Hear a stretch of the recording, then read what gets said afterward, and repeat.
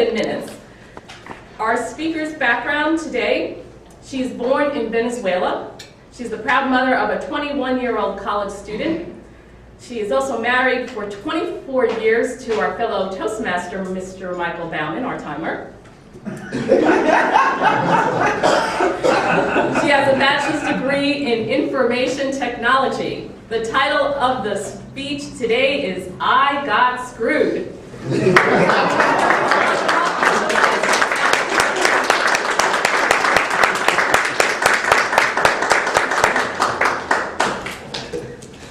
Thank you, Madam Toastmaster, fellow members, and welcome guests. It is true, I got screwed not only once, not only twice, but 14 times. Can you believe that? And I bet some of you, I can't wait to find out what is that game about.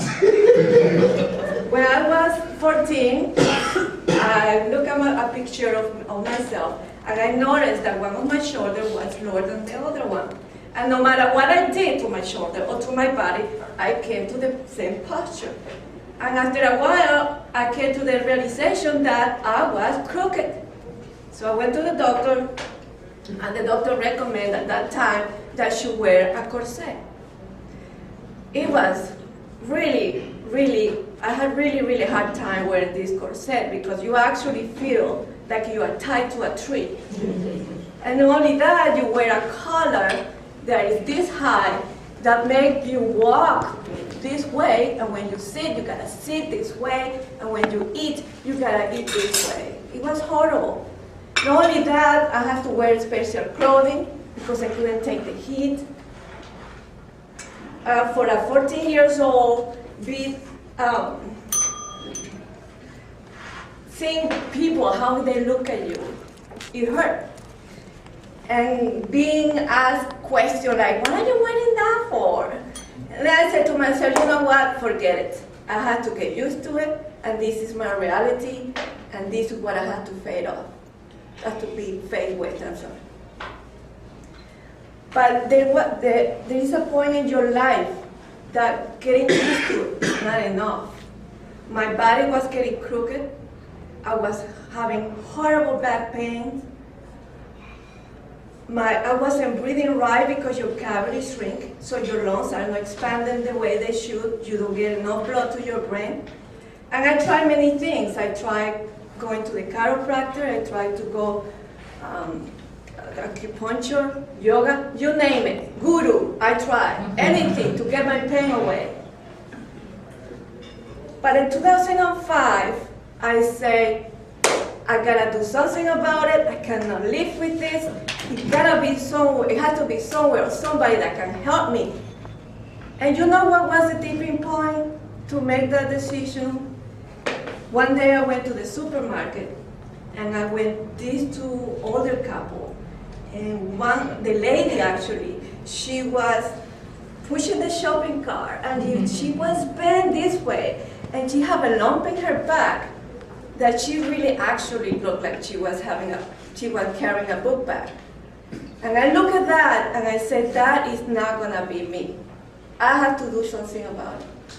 So I went to the doctor, I did my research through the internet, and I found a doctor, and he said to me, yes, you are no longer have a mild scoliosis, like you say that you've been, when you discovered that when you were 14, but now you have a very severe scoliosis. And I'm going to show you, I brought this, because I want to show you how exactly was my back, or used to be my back.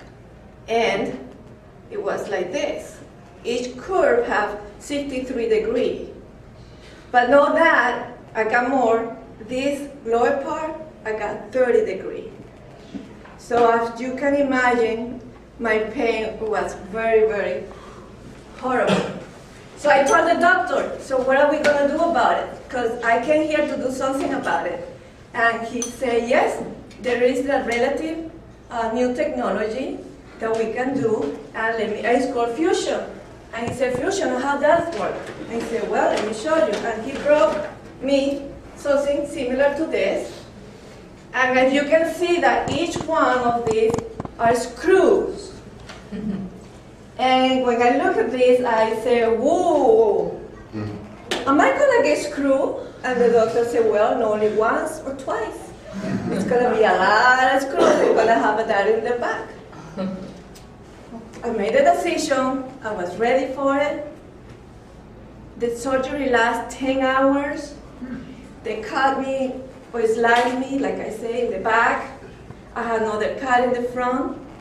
They deflate one lung, so because they needed space to work in the upper area. When I woke up, I saw him. I'm sorry, I saw Mike.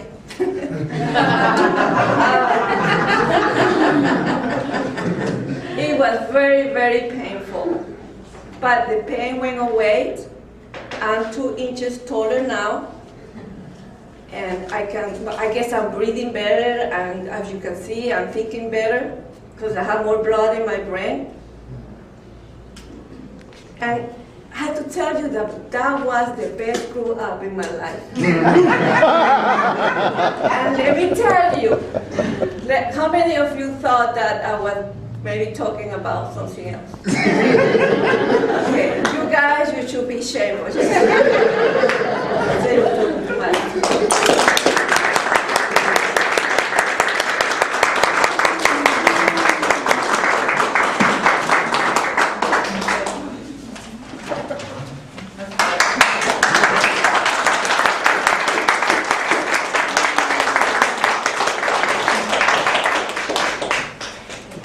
Our third speaker.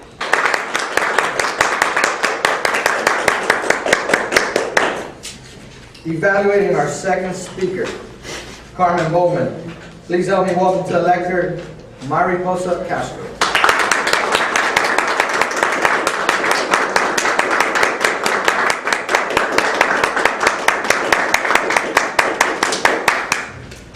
Fellow Toastmasters, and most especially Carmen and her husband, the brunt of all jokes.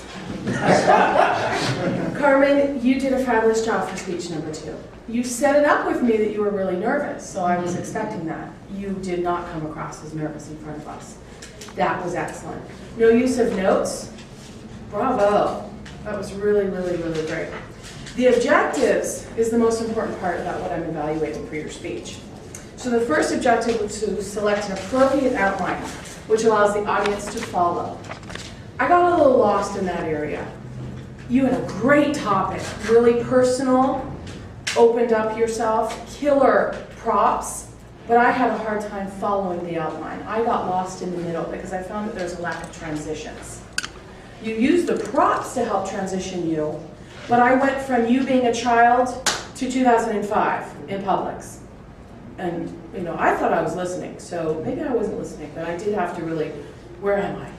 And that was the purpose of the speech, was a body. It was a body, opening, body, and conclusion, excuse me. This is the outline speech. You had a very clear message.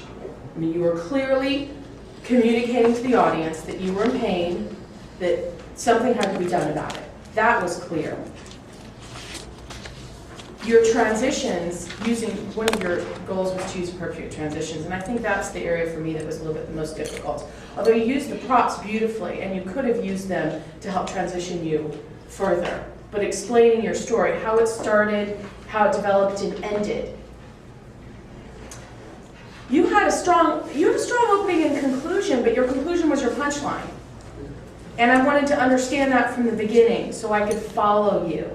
Because that was the point of this speech, was following your outline, following you through. You had amazing body language.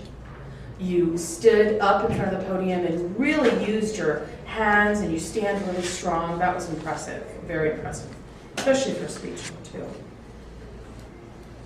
You had appropriate attire, which I always appreciate. It really makes me feel that you were taking this subject seriously, and I really commend you on that.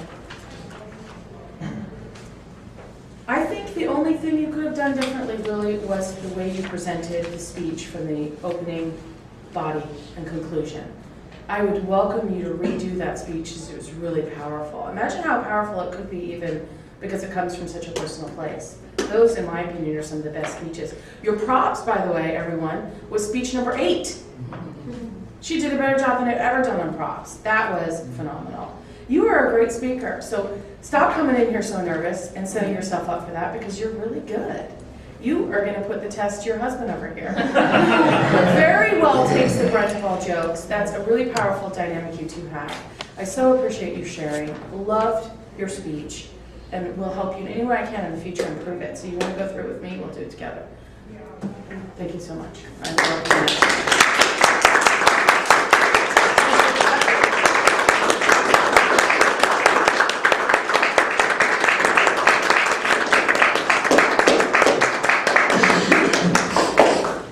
Evaluating our